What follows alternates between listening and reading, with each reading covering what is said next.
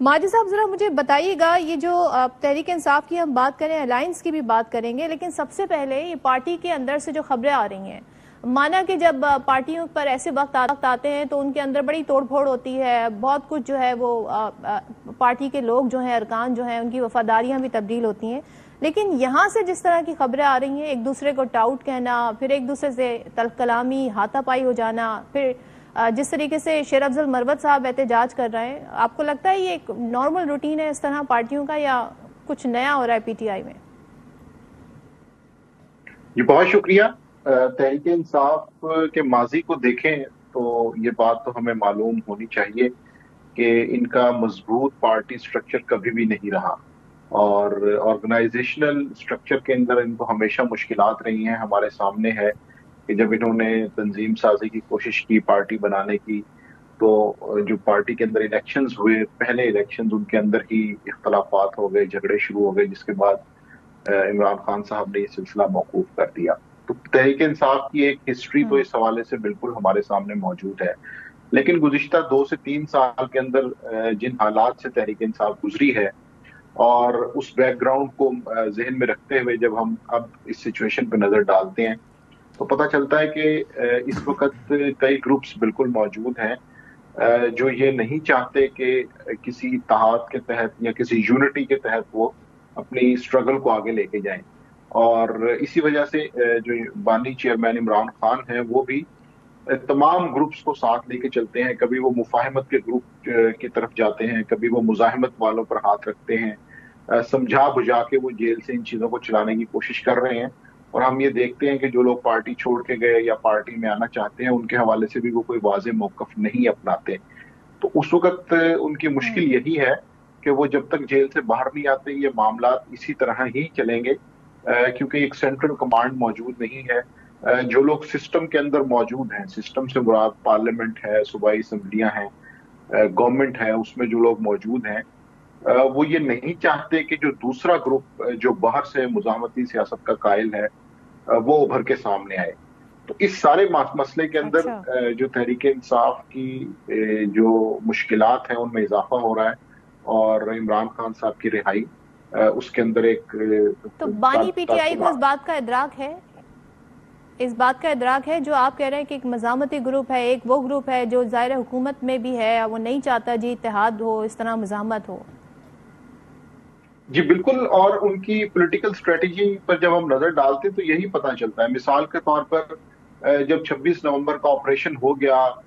लोग मायूस थे तो उन्होंने मुज़ाकरात का ऐलान किया, उसके बाद वो मुज़ाकरात की टेबल पे आए। जब इलेक्शन को 1 साल होने को आया तो फरवरी के अंदर उन्होंने फिर एहतजाजी सियासत की जानिब अपने कारकुनों को डाइवर्ट कर दिया, तो वो दोनों ग्रुप्स को साथ लेके चलते हैं। तो इस वक्त जो अपर हैंड है वो एहतजाजी सियासत वालों का है, जो लोग सड़कों पे जल्द से जुलूस तहरीक चलाना चाहते हैं उनका है। तो जो मुफाहमत वाले थे वो इस वक्त मेरा ख्याल है कि बैक स्टेज चले गए।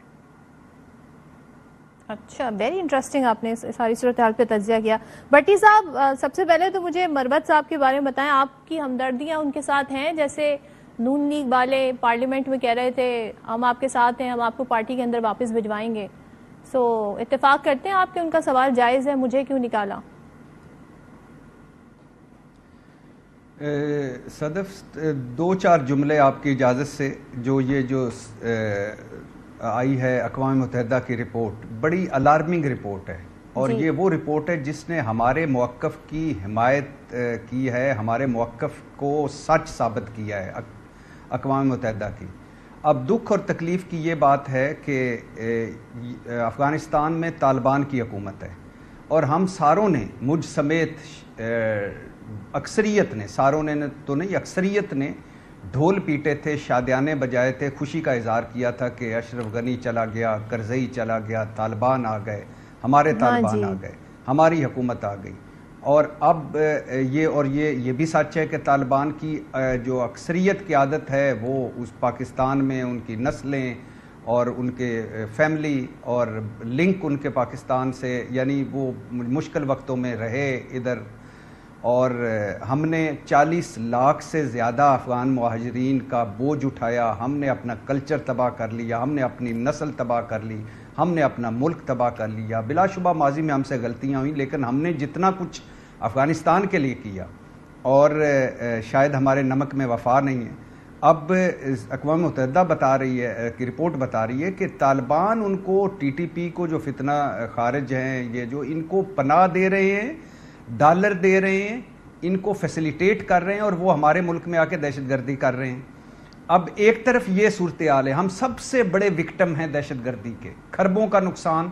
اور لاکھ سے زیادہ شہادتیں, اور روز ہمارے فوجی جوان شہید ہو رہے ہیں اور روز معصوم شہید ہو رہے ہیں. اور دوسری طرف امریکہ میں ٹرمپ اور مودی کیا کہہ رہے ہیں کہ پاکستان سرحد پار دہشت گردی کو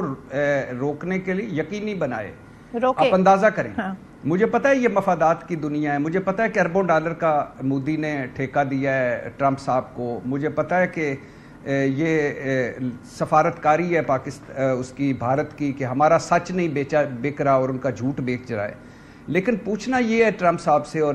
اس دنیا سے کہ کلبھوشن کون ہے, کیا یہ کہاں سے آیا ہے, یہ بذریعہ ایران بلوچستان میں کون دہشت گردی کراتا ہے, بذریعہ افغانستان کے پی میں کون دہشت گردی کراتا ہے, یہ بلوچستان اور خیبر پختونخوا میں بھارتی ثبوت اور کینیڈا کو چھوڑیں, یورپ کو چھوڑیں جو بھارتی دہشت گردی پر چیخ رہے ہیں. ابھی پہلے ایک عالمی رپورٹ آئی تھی کہ بھارت نے 20 ٹارگیٹڈ دہشت گردیاں کی ہیں پاکستان میں. تو اب صورتحال یہ ہے کہ خدا کے لیے اس فوج کے پیچھے کھڑے ہوں دہشت گردی پر, اس